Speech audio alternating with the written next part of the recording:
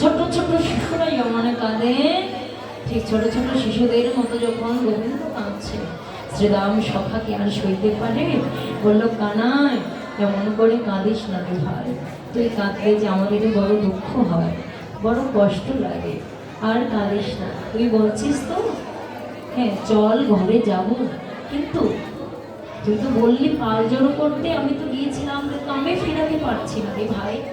তোর ধেনুগুলোকে একবার তুই বাঁশি বাজিয়ে ডেকে ফিরে এনে। এবার গোবিন্দ ভাবলেন ঠিক আছে, ওরা যদি নাই পারছে, আমি আমার ভবনে বাঁশি বাজিয়ে সকল ধেনুমানকে একত্রিত করে এবার মায়ের ঘরে ফিরব। এবার গোবিন্দ নিজেই বাঁশি বাজিয়ে সকল ধেনুগুলোকে ডাকতে আরম্ভ করলেন। চাঁদ মুখে দিয়া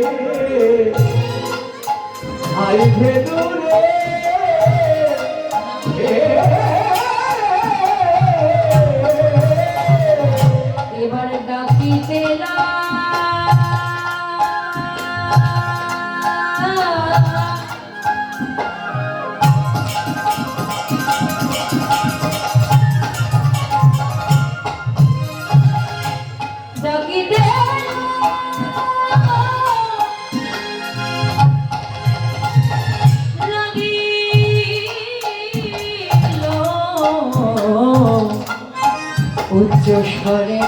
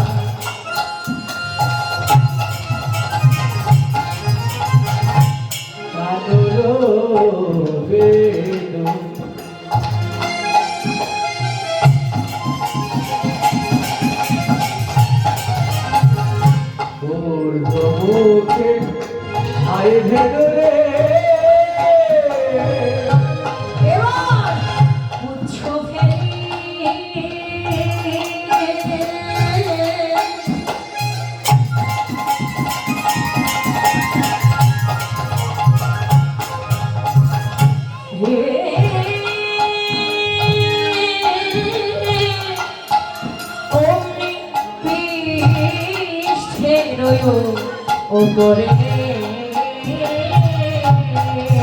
ওরে তুচ্ছ ফেলি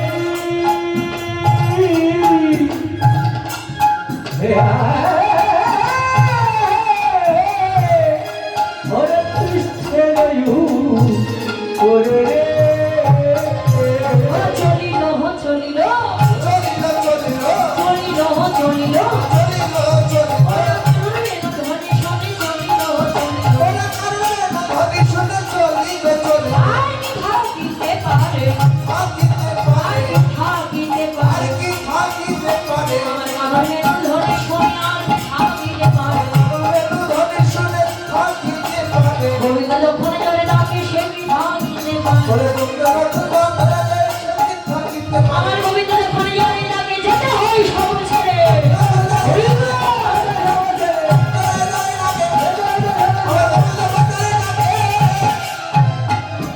আর কি থাকিতে পারে চোখে হে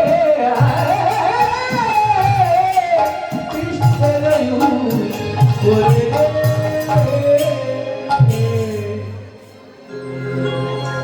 গোবিন্দ সকল ধেনুর নাম ধরে ধরে যেই না বাঁশি বাজালে যে ধেনু যে বনে ছিল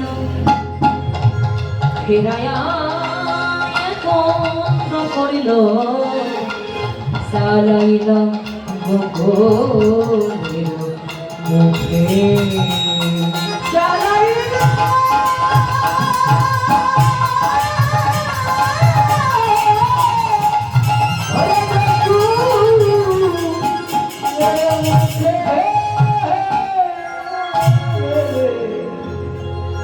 যে ধেনু যে বনে ছিল কেউ আর ঠিক থাকতে পারবে না।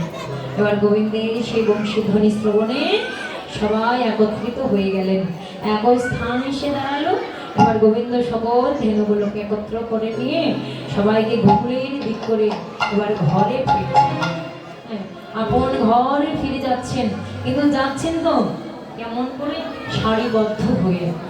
হ্যাঁ, আগে আগে কি যাচ্ছেন, মহাজন দেখে দর্শন করে লীলা দর্শন করছেন আর পদে বলছেন।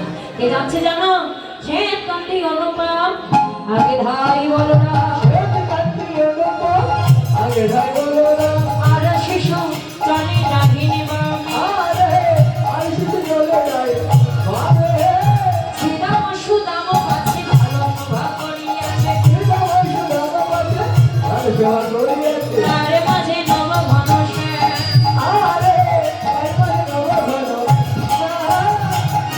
গোবিন্দ সবার মাঝে আছে। ব্রহ্মপতি ঘটে ঘটে তারে নাচে মন বেড়াও ছুটে ছোটে জ্ঞান আখি যার ফটে অষ্ট বাজে তারে কাটে আমার গোবিন্দ সবার মাঝখানে সবার মাঝে মাঝে চলে যাচ্ছেন। যেদিন যাবেন, হ্যাঁ, এখানে তত্ত্বদর্শী বললেন যখন জীবন বেলা অস্তমিত হয়ে যাবে দেখবেন আমাদের প্রত্যেকের জীবন থেকে আগে কে যাবে? দেহের বল শক্তি।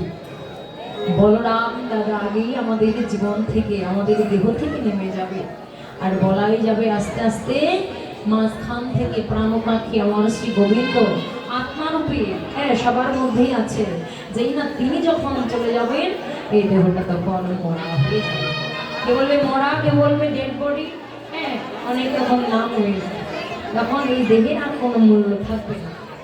সেদিন, হ্যাঁ, মরা ভেবে সেদিন সবাই তোলে শীতলায় সাহিত্য করে রাখবে। হ্যাঁ, সেদিন সবাই দোলনায় করে চার বন্ধু মিলে কাঁধে করে শ্মশান ঘাটে নিয়ে গিয়ে পুড়িয়ে ছাই করে দিবে। তাই তো আগে আগে চলে যাচ্ছেন বলাই মাঝখানে তোমার গোবিন্দ সবার মাঝে মাঝে মাঝে যাচ্ছে। যেতে যেতে যেতে যেতে একটা সুন্দর বনের মধ্যে ঢুকে পড়েছে। জানিয়ে দিল অবসান চলিল চতুর্গান প্রবেশিল মদনে কাননে আরে প্রবেশিল মদনে কাননে এবার পারিয়া বনের ফুল গায়ে মাখে রাঙা ধুল পারিয়া বনের ফুল এবার দিল গাভী তুড়িতে হাকিয়া আরে দিলগাভী তুড়িতে হাকিয়া শুধু ভক্তগণ হরিকথা কৃষ্ণ কথা শ্রবণ করলে দক্ষিণা দান করতে হয়, সকলেই জানেন। তো সবার কাছে আমার পক্ষ থেকে লোক যাবেন, আপনারা সকলেই যা পারেন গোবিন্দ সেবার জন্য দক্ষিণা দান করবেন। গৌর হরিবল। এবার প্রবেশীলা গদানি কাননে সবাই